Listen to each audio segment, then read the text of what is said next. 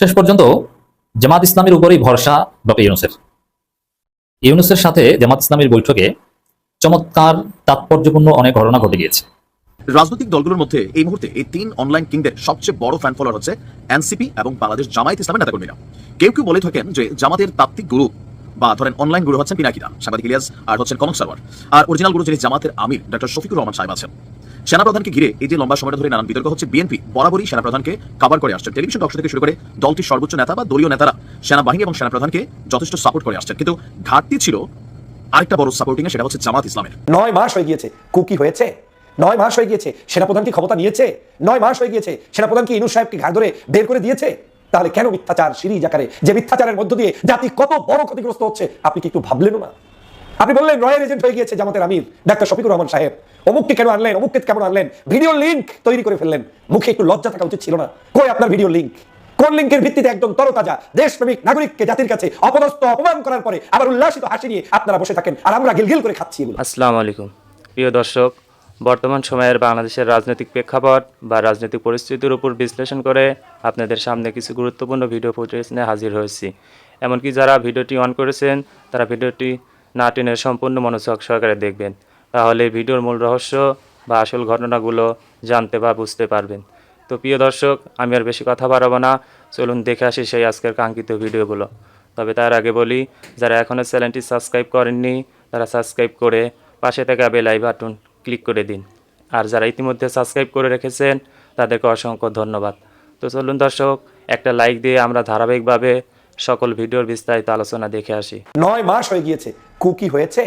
9 মাস হয়ে গিয়েছে, সেনাপ্রধান কি ক্ষমতা নিয়েছে? 9 মাস হয়ে গিয়েছে, সেনাপ্রধান কি ইউনূস সাহেবকে ঘাড় ধরে বের করে দিয়েছে? তাহলে কেন মিথ্যাচার সিরিজ আকারে, যে মিথ্যাচারের মধ্য দিয়ে জাতি কত বড় ক্ষতিগ্রস্ত হচ্ছে আপনি কি একটু ভাবলেন না? আপনি বললেন রয়্যাল এজেন্ট হয়ে গিয়েছে জামাতের আমির ডাক্তার শফিকুর রহমান সাহেব। অমুককে কেন আনলেন, অমুককে কেমন আনলেন, ভিডিও লিংক তৈরি করে ফেললেন। মুখে একটু লজ্জা থাকা উচিত ছিল না? কই আপনার ভিডিও লিংক?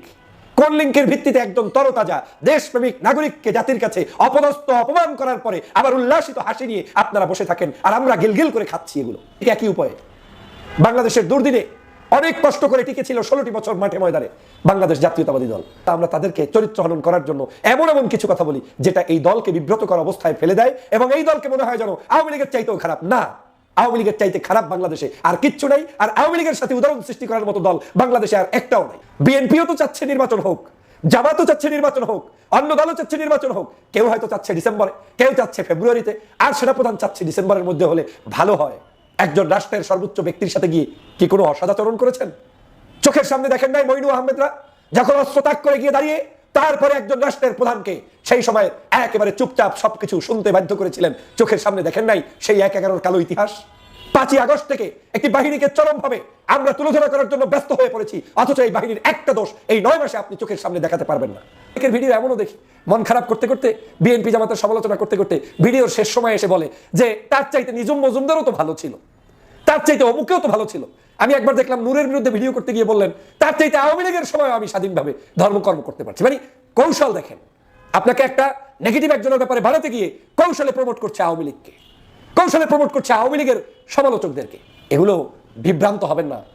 আমি এক সময় নায়ক নায়িকা গায়ক গায়িকার বিরুদ্ধে একজন ভিডিও করতেন, আমি প্রতিবাদ করেছি, বিএনপির শীর্ষ নেতাদেরকে জানিয়েছি, অনেকের কাছে খারাপ হয়েছি, আমাকে বলেছেন তুমি বেশি বোঝো, এটাই সঠিক।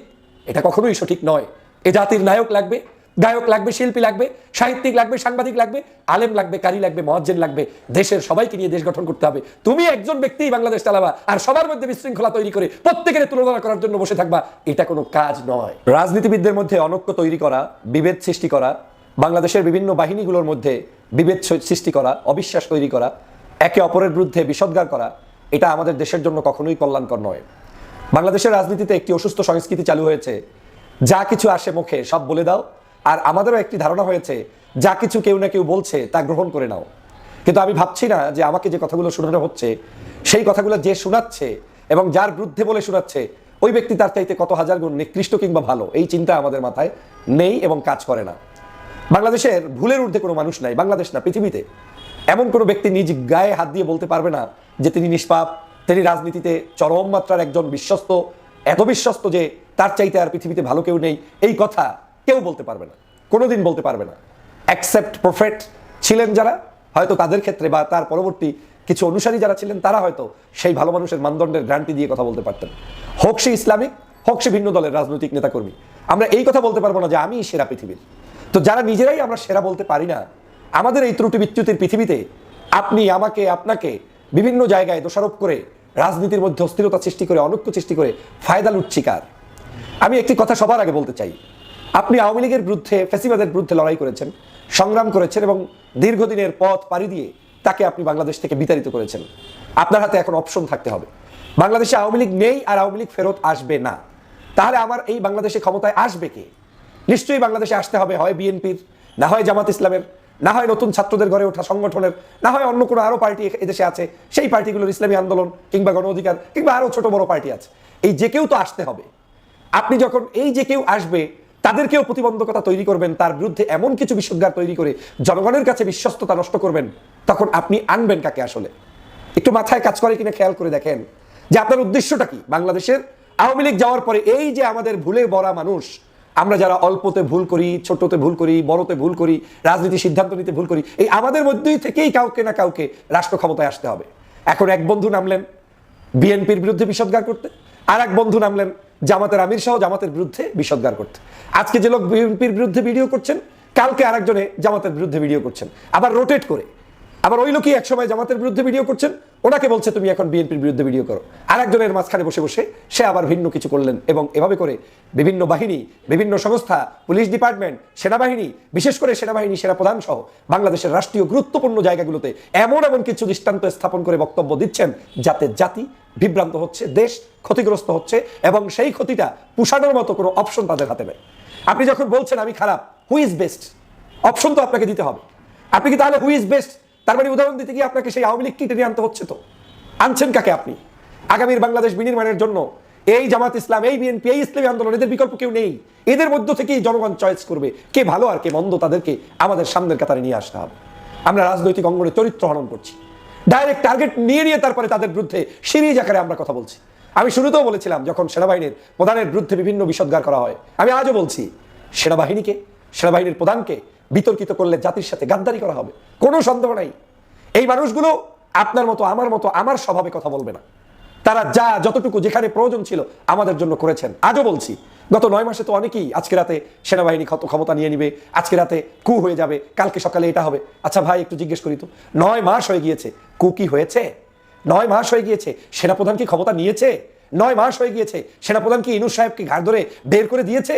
তাহলে কেন মিথ্যাচার সিরিজ আকারে, যে মিথ্যাচারের মধ্য দিয়ে জাতি কত বড় ক্ষতিগ্রস্ত হচ্ছে আপনি কি একটু ভাবলেনও না? আপনি বললেন রয়ের এজেন্ট হয়ে গিয়েছে জামাতের আমির ডাক্তার শফিকুর রহমান সাহেব, অমুককে কেন আনলেন, অমুককে কেমন আনলেন, ভিডিও লিংক তৈরি করে ফেললেন। মুখে একটু লজ্জা থাকা উচিত ছিল না? কই আপনার ভিডিও লিংক? কোন লিংকের ভিত্তিতে একজন তরতাজা দেশপ্রেমিক নাগরিককে জাতির কাছে অপদস্থ অপমান করার পরে আবার উল্লাসিত হাসি নিয়ে আপনারা বসে থাকেন আর আমরা গিলগিল করে খাচ্ছি? এগুলো, এই রাজনীতিবিদদের চরিত্র হননটা জাতির জন্য কখনোই কল্যাণকর নয়। এই জাতিকে ক্ষতিগ্রস্ত করা হচ্ছে এর মধ্য দিয়ে। হতে পারে জামাতের অনেক অ্যাক্টিভিটিস আপনার আমার পছন্দ নাও হতে পারে, কোনো সমস্যা নেই। জনগণ সিদ্ধান্ত নেবে যে জামাত ইসলাম এই জায়গাটায় খারাপ, তাদের এই জায়গাটার কারণে আমরা ভোট দিব না। কিন্তু সিরিজ আকারে যখন টার্গেট নিয়ে কাউকে আপনি হেনস্থা করেন, আর মানে হচ্ছে আপনি এই লোকের অপশনে বি কে আছে বলেন, আপনি তাকে ধ্বংস করে দিলেন। কাকে আনতে চাচ্ছেন তাহলে বলেন? ঠিক একই উপায়ে বাংলাদেশের দুর্দিনে অনেক কষ্ট করে টিকেছিল 16টি বছর মাঠে ময়দানে বাংলাদেশ জাতীয়তাবাদী দল। ভুল হতেই পারে, জাতীয়তাবাদী দলের সবাই কি বলেছে নাকি যে আমি ওই শেখ হাসিনার মতো যে কোরআন সুন্নাহর আলোকে দেশ চালাবো? বলেছে নাকি যে তাহাজ্জুদ গুজারি? বলেছে নাকি যে তারা শরিয়া ভিত্তিক রাষ্ট্র চালাবে? তারা তাদের দর্শন নিয়ে, চিন্তা নিয়ে দেশের জন্য লড়াই করছেন। পলিটিক্সে অনেক কিছুই কৌশল অবলম্বন করে যে যার মতো করে তার পক্ষে নিয়ে কথা বলতে চায়, মানুষ তৈরি করতে চায়, সেটা তার কৌশল। তার জায়গাগুলোতে আমাদেরকে রেসপেক্ট করতে হবে, কিন্তু আমরা তাদেরকে চরিত্র হনন করার জন্য এমন এমন কিছু কথা বলি যেটা এই দলকে বিব্রতকর অবস্থায় ফেলে দেয় এবং এই দলকে মনে হয় যেন আওয়ামী লীগের চাইতেও খারাপ। না, আওয়ামী লীগের চাইতে খারাপ বাংলাদেশে আর কিচ্ছু নাই, আর আওয়ামী লীগের সাথে উদাহরণ সৃষ্টি করার মতো দল বাংলাদেশে আর একটাও নাই। অতএব এই কাজগুলো যারা করেন তারা রাজনীতিকে ধ্বংস করতে চান এবং তারা বিশেষ এজেন্ট হিসাবে এজেন্ডা বাস্তবায়নের কাজেই নেমে যান। আপনার নিশ্চয়ই মনে আছে বাংলাদেশের আমাদের বিভিন্ন রাজনৈতিক পার্টগুলোর মধ্যে এক এক সময় এক একজনকে তুলে ধরা করা হতো। আমি এক সময় খেয়াল করেছি গণ অধিকার পরিষদের ভিপি নুরুল হক নূর, সে নূরকে নিয়ে বিভিন্ন ধরনের বক্তব্য ষড়যন্ত্র করেছিল। কই নূর তো রাজনীতিতে টিকে আছে, হোক সে ছোট্ট, হোক সে আপনার কাছে অপছন্দনীয়, কিন্তু একজন রাজনীতিবিদকে একেবারে বাংলাদেশ থেকে শেষ করে দেওয়ার চক্রান্ত তো সফল হয়নি। কত বললেন বেন্দি সাফাদি, কই সাফাদি তো আর এখন নাই। এই সাফাদি হচ্ছে আওয়ামী লীগের সৃষ্ট একটি বিশেষ নাম। ওই নামের উপর ভিত্তি করে পরিকল্পিত উপায়ে বাংলাদেশের বিএনপিকে, জামাতকে, ওই ছোট দলগুলোকে বিভিন্ন জায়গায় বিভিন্ন জনের লিঙ্ক আপ করে দিয়ে তারপরে এগুলো বিক্রি করে করে আওয়ামী লীগ অপসংস্কৃতি করেছে। আপনারা সেই জোয়ারই গা ভাসিয়েছিলেন। আজকে যখন বাংলাদেশে অনেকে প্রশ্ন তোলে সেনাবাহিনীর কি অধিকার আছে ভোটের কবে ভোট হবে সেটা জানার, বাপরে বাপ, আপনি মনে হয় এমন একটা জান্নাতি দেশে বসবাস করছেন, আপনার চোখে মুখে কিছু দেখেন না। গত 16টি বছর বাংলাদেশের প্রত্যেকটি জায়গায় একজন এসআই পর্যন্ত, একজন পুলিশের কনস্টেবল পর্যন্ত, একজন বাংলাদেশের যে কোনো জায়গায় আওয়ামী লীগের একজন ওয়ার্ড কমিশনার পর্যন্ত সিদ্ধান্ত জানিয়ে দিত, রাজনীতিতে নাক গলাতো, বিভিন্ন জায়গায় অপসংস্কৃতি করতো, চোখে আপনার বাধে নাই। আর 5ই আগস্টে যে মানুষটি আমাদের জন্য লড়াই করেছে, সংগ্রাম করেছে, একটি বাহিনী, তিনি বাংলাদেশের বাস্তব অবস্থা পর্যবেক্ষণ করছে, তারা গোয়েন্দা সংস্থা সহ বিভিন্ন জায়গায় দেখতে পাচ্ছে চোখের সামনে ষড়যন্ত্র হচ্ছে, সেই ষড়যন্ত্রগুলো অনুধাবন করে তিনি কি প্রধান উপদেষ্টাকে পরামর্শ দিতে পারেন না? তিনি কি বলতে পারেন না যে আপনার এই দেশে আগামী ডিসেম্বরের মধ্যে কিংবা ফেব্রুয়ারির মধ্যে নির্বাচন হওয়া উচিত? এটা কি তার জন্য অনেক অতিরিক্ত মহাপাপ হয়ে গিয়েছে? শেষ পর্যন্ত জামাত ইসলামের উপরেই ভরসা ডক্টর ইউনূসের সাথে জামাত ইসলামের বৈঠকে চমৎকার তাৎপর্যপূর্ণ অনেক ঘটনা ঘটে গিয়েছে। দর্শক, আপনারা জানেন যে বিএনপির সাথে বৈঠক অনুষ্ঠিত হয়েছে জামাত ইসলামীর এবং ডক্টর ইউনূসের প্রধান উপদেষ্টা সহ আরো কয়েকজন ছিলেন উপদেষ্টা পরিষদের। জামাত ইসলামীর সাথে বৈঠক অনুষ্ঠিত হয়েছে, জামাতের নায়েবে আমির ডাক্তার তাহের এবং শফিকুর রহমানের সাথে। এনসিপির সাথে বৈঠক অনুষ্ঠিত হয়েছে, আরো অনেক দলের সাথে বৈঠক অনুষ্ঠিত হবে, সর্বদলীয় বৈঠক অনুষ্ঠিত হবে। সেখানে জামাতের সাথে বৈঠকে রাজনীতির গতি প্রকৃতি নির্ধারণ হয়েছে। জামাতের কাছ থেকেই ডক্টর ইউনূস আশ্বস্ত হয়েছেন এবং তিনি ভরসা পেয়েছেন। আর বিএনপির সাথে বৈঠকে নানান অঘটন ঘটে গিয়েছে, এটা আলাদা আলোচনার দাবি রাখে। আমি বিশ্লেষণ করবো, আপনারা শুনবেন। প্রথমে জামাত ইসলামীর সাথে বৈঠকের যে ছবি, ডক্টর ইউনূসের যে কথা বলার স্টাইল, ডাক্তার শফিকুর রহমান এবং ডাক্তার তাহেরের যে বসার স্টাইল, মনে হয় যেন পুরনো দুই বন্ধু হাসি তামাশা করছেন, গাল গল্প করছেন, পরিবারের সুখ দুঃখ, যে আপনার ভাবি তো এটা বলে, সে তো এটা রান্না করে, মানে এরকম দুই বন্ধু দেখা হলে মজার মজার গল্প বলে না, মনে হয় যেন এরকম এতটা ফুরফুরা মেজাজে ছিল। প্রফেসর ইউনূস হাসি দিয়ে কথা বলছেন, কোনো ভাব গাম্ভীর্যতা নেই। মানে এই বডি ল্যাঙ্গুয়েজ, বসার স্টাইল, কথা বলার স্টাইল, এগুলো প্রমাণ করে যে ইউনূস জামাত সম্পর্ক কতটা মধুর এবং কতটা সুন্দর। এখন এই বৈঠকের আগেই, এই বৈঠকের প্রস্তাবও জামাতের, এই বৈঠকের আগে ফর্মালি নানানভাবে জামাত জানিয়ে দিয়েছে যে আপনাকে থাকতে হবে, যাওয়া যাবে না। এবং দেখেন, মানে জামাতের উপর যে প্রফেসর ইউনূস প্লেসড এই বৈঠকের মধ্যে দিয়ে সেটা স্পষ্ট হয়েছে। এবং ইউনূস যা চায়, সরকার যা চায়, জামাত সেদিকে সমর্থন দিয়ে এসেছে। বৈঠকের পর মাননীয় প্রধান উপদেষ্টা প্রেস সচিব শফিকুল আলমের যে প্রেস ব্রিফিং, সেখানে দেখেছেন যে বারবার জামাত ইসলামী বলেছে, যে জামাত এটা বলেছে, জামাত এটা বলেছে, জামাত এটা বলেছে। বৈঠক হচ্ছে 3টে দলের সাথে, কিন্তু তিনি জামাতের নাম অনেকবার উচ্চারণ করেছে। এবং প্রধান উপদেষ্টার যে ফেসবুক পেজ, সেখানে জামাতেরটা সবচেয়ে গুরুত্বের সাথে খুব সুন্দরভাবে সম্মানের সাথে দেওয়া হয়েছে এবং জামাতেরটা রিচ বেশি, মানুষের লাইক কমেন্ট বেশি। তো দর্শক, জামাত যে ভরসা দিয়েছে ডক্টর ইউনূসকে, বা ডক্টর ইউনূসের যে প্ল্যান, সেখানে জামাত যেভাবে সমর্থন দিয়ে এসেছে, এতে ডক্টর ইউনূস আশ্বস্ত এবং ভরসা পেয়েছে, তার প্রমাণ শফিকুল আলমের প্রেস ব্রিফিং এ বারবার জামাতের কথা বলা। মানে এক কথায় যদি বলি, ইউনূস যা চায় জামাত তা চায়, এটা বলে দিয়েছে। বরং বিএনপি উল্টাটা চায়। দেখেন, জামাত এই সরকারের কাছ থেকে কিছুই পায়নি, বড় কোনো পদ পদবি পায়নি, পদ পদবি সব বিএনপি ভাগ বাটোয়ারা করে নিয়ে গেছে, এমনকি পিপি সব বড় নিয়ে গেছে। 2-4টা জামাত পেয়েছে, ক্রিমিনাল পায়নি, সিভিল কিছু পেয়েছে। তো জামাতকে ঠকিয়েছে। জামাতের লোকজন নিয়োগ অনেক জায়গায় আটকে দিয়েছে, নিয়োগ চূড়ান্ত হয়েছে বিভিন্ন সরকারি দপ্তরে, এই মাহফুজুর আটকে দিয়েছে, আমি জানি। আর বেছে বেছে বিএনপির লোকজন নিয়োগ দিয়েছে, বিএনপি চিহ্নিত লোকজন নিয়োগ দিয়েছে আসিফ নজরুল। তো দর্শক, তারপর এই যে নিবন্ধনটা এখন পর্যন্ত ফিরিয়ে দেওয়া হলো না, এটি আজহারুল ইসলাম এখন পর্যন্ত মুক্তি পেল না। তারপর জামাত ইউনূসকে মোটো ডিস্টার্ব করেনি, চাপ দেয়নি, একদিন রাজপথে নেমে জনগণের ভোগান্তি করেনি। তো এগুলো ইউনূস জানেন, যার ফলে জামাতের প্রতি তিনি যথেষ্ট প্লেসড।